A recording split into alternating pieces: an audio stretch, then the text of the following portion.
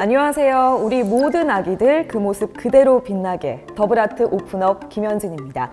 네, 오늘도 지금 제 옆에는요 우리 정우여 선생님 자리해 주셨습니다. 선생님 안녕하세요. 안녕하세요. 네. 지난 시간에 잘 먹고, 잘 자고, 잘 운동하고 뭔가 이 세 가지도 결국에는 좀 여유로운 상태에서 하는 것이 중요하다라고 말씀을 해주셨는데요. 이번 시간은 지난번에 신체적인 이야기를 했으니까 좀 심리적인 부분을 좀 얘기를 해보려고 합니다. 심리적인 컨디션을 잘 관리하는 것, 결국에는 우리가 계속해서 얘기를 했던 거 다 연관이 되는 것 같은데 균형 육아를 기점으로 해서 엄마 아빠의 어떤 서로의 그런 도움이 되는 그런 노력이 필요하다라는 것도 같이 얘기가 될 수 있을 것 같은데 이번 시간에 심리적인 컨디션은 또 어떻게 관리를 하면 될까요? 네, 어떻게 보면은 지금까지 드린 강의에서 제일 중요한 실전편일 수도 있을 것 같아요. 네. 그러면은 어떻게 해야 되냐? 뭐 나의 정체성을 유지하는 거든, 나한테 관심을 기울이는 거든, 아이와 분리를 하는 거든, 뭘 어떻게 해야 되는 거냐? 이 부분에 대한 얘기를 드리고 싶습니다. 아빠가 아이를 돌봐줘서 나만의 시간이 생긴다고 쳐요. 네. 그러면은 그 시간에 난 뭘 할 거냐? 그게 되게 중요해요. 근데 많은 분들이 그런 여유 시간이 뭔가 생기면은 밀린 일을 해요. 맞아요. 생각해보니까 네, 그럴 것 집안일 밀린 거, 네. 밀리는 거 많거든요. 네. 뭐 아이 내가 뭐 알아볼 거 밀린 거 이런 거 막 알아보느라고 뭐 그 소중한 나의 자유 시간이 이제 가버리거든요. 네. 그러면은 또 끝나면 억울해요. 맞아요. 내가 내 시간 못 가졌다. 그러니까 그런 억울함을 가지고 이제 아이를 돌본 남편을 마주하면 남편은 되게 이제 아내가 좀 이렇게 리프레시가 돼 있을 그렇겠다. 기대를 기대를 했는데 했는데 오히려 불만이에요. 시간이 너무 빨리 가버리고 나 딴 거 하느라고 못 쉬었다고. 그러면 또 남편도 서운하고 그쵸. 아내도 서운하고. 그래서 이 자유 시간에 뭘 하는지가 되게 중요해요. 근데 내가 뭘 밀린 게 떠올리거나 뭔가 할 때 생각을 꼭 하셔야 돼요. 내가 이게 지금 누굴 위한 일이냐. 사람은 뭔가 번아웃에 빠지거나 우울증에 빠지거나 이런 게 다 뇌의 에너지가 쫙 빠졌을 때 나타나는 현상인 건데 이 뇌의 에너지를 잘 유지하기 위해서는 뇌에 상반된 어떤 역할에 대한 균형을 잘 맞춰야 되거든요. 근데 한쪽은 생존이에요. 네. 그거는 뭐 진화 심리적으로도 그렇고 내가 먹고 사는 거 또는 아이를 먹여 살리는 거 이쪽과 관련된 거 육아도 이쪽인 거죠. 네. 근데 이쪽에만 온전히 집중을 하다 보면은 사람이 효율적으로 될 것 같지만 사실은 에너지가 빠져요. 반대쪽이 훼손돼서 그게 뭐냐면은 바로 이것과 상반된 먹고 사는 거랑 아무 상관없는 생존과 상관없는 그냥 즐거움, 쾌락에 관련된 뇌의 영역이에요. 네. 쉽게 말하면은 엄마로서 드는 생각은 다 빼는 거예요. 뭐 합리적인 거, 미래지향적인 거 이런 거 다 빼고 네. 또 아이를 먹여 살리는 거 다 빼고 그냥 그런 거랑 상관없이 충동적으로 내가 하고 싶은 게 뭐냐, 땡기는 게 뭐냐 이거를 하는 게 결코 낭비나 그런 게 아니라 결국에는 뇌의 균형을 잘 이루어서 지치지 않고 심리적인 안정 상태를 유지하는 방법이거든요. 그래서 이거를 해야 된다는 관점에서 내 이 자유 시간을 바라보셔야 돼요. 그러면은 뭐 아까 말씀드린 집안일이나 뭐 아이 뭐 챙기는 거는 다 생존과 관련된 거예요. 그렇네요. 그거 하면 할수록 쉬기는커녕 힘 빠지는 거예요. 그렇죠. 그래서 그 소중한 시간에 그런 걸 다 빼야 돼요. 근데 이게 습관이 돼가지고 내가 생각이 안 나요. 뭐 그런 거 그래 안 해 하다 보면은 그럼 나 할 게 없어. 뭐 영화나 하나 볼까 했는데 영화도 안 본 지가 오래돼가지고 뭐 영화 목록 봐도 별로 이렇게 땡기지도 않고 의욕이 안 생기는 의욕이 안 거죠. 생겨요. 네. 이미 안 한 지 오래돼서 맞아. 관심도 안 가고 요즘 뭐 좋은지 유명한지도 모르고 그렇게 해서 다 이렇게 안 하게 되거든요. 그때가 되게 고비예요. 많은 분들이 그때 잘 됐다.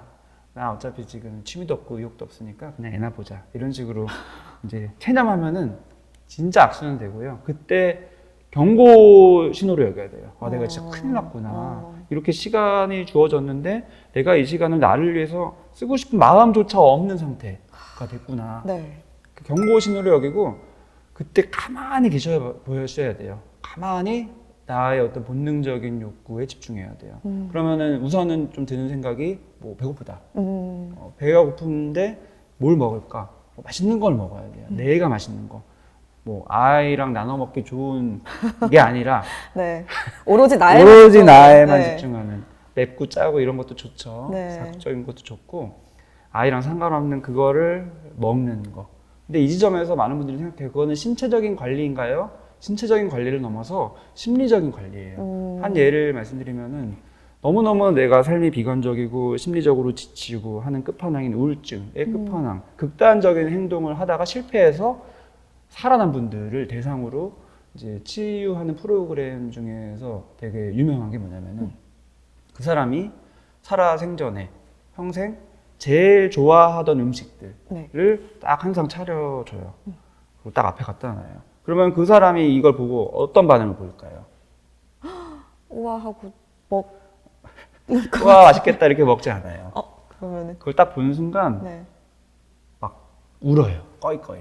아. 왜 우냐면 내가 이렇게 좋아하는 것들을 나한테 이렇게 먹여주지 못한 나에 대한 미안함. 미안함. 네, 뭐가 그렇게 중한디 내가 이거를 못했냐. 너무 나 자신을 챙기는 것을 못한 것에 대한 미안함으로 막 울고. 그게 되게 중요한 계기가 돼서 관점을 나한테 다시 가지게 되는 또 계기가 되고 이런 게 있거든요. 네. 엄마의 삶도 똑같아요. 먹는 거를 챙겨주는 게 나를 챙기지 못한 것을 다시 회복하는 것의 어떤 시발점이 될 수 있는 되게 중요한 행위다라는 얘기를 강조드리고 싶고요. 이런 거는 사실은 일상에 너무 널려 있어요. 또 흔한 예로 이제 아이를 데리고 나들이를 가거나 여행을 간다. 이때 또 생각을 합니다. 나 기분 전환 좀 하자라는 시작으로 하지만 기왕이면 아이도 행복하고 즐겁게 그래서 목적지를 정하는 거 역시도 아이들이 좋아하는 키즈 어떤 시설 잘 되어 있는 네. 곳으로 가서 밥도 식당도 또 기왕이면 아이들 깨끗하게 먹일 수 있는 아이들이 먹기 좋은 음식들 세팅 잘 되어 있는 곳으로 가요.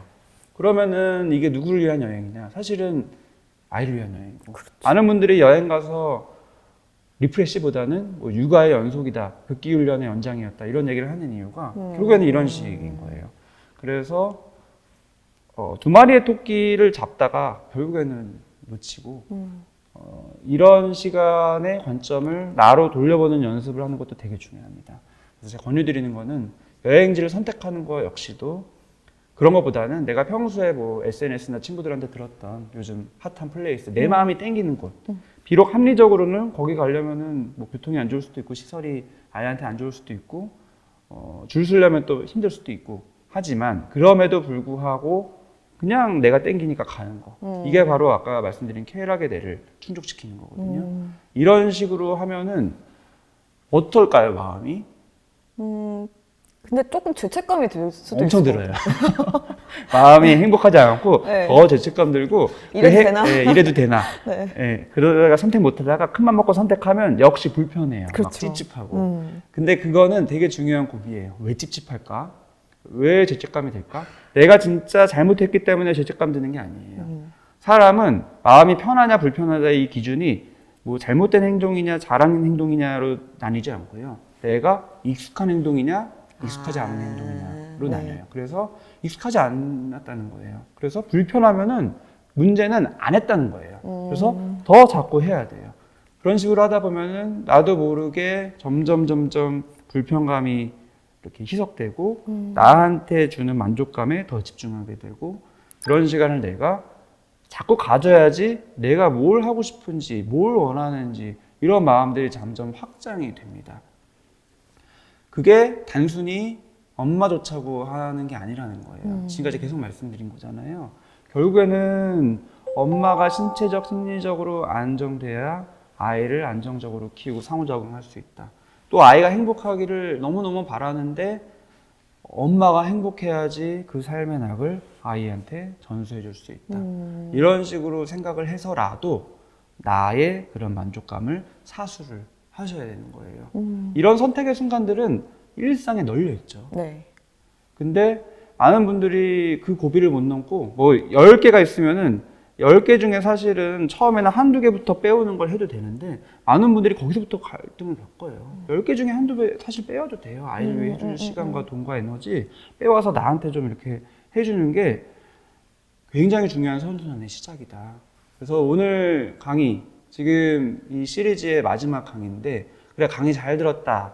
이 강의 딱 끄고 나서 이제 밀린 집안이 좋은 얘기 들었다. 또 뭐 할까? 이게 아니라 네. 바로 지금 결심하셔야 돼요. 그래서 난 뭘 할 거냐. 생존의 뇌와 관련된 거 빼고 정말 쾌락의 뇌와 관련된 나만을 위한 뭘 할 거냐. 이거를 떠올려 보시고 그거를 미루지 말고 지금 하셔야 돼요. 나 요새 사실 뭐 옷을 사고 싶다.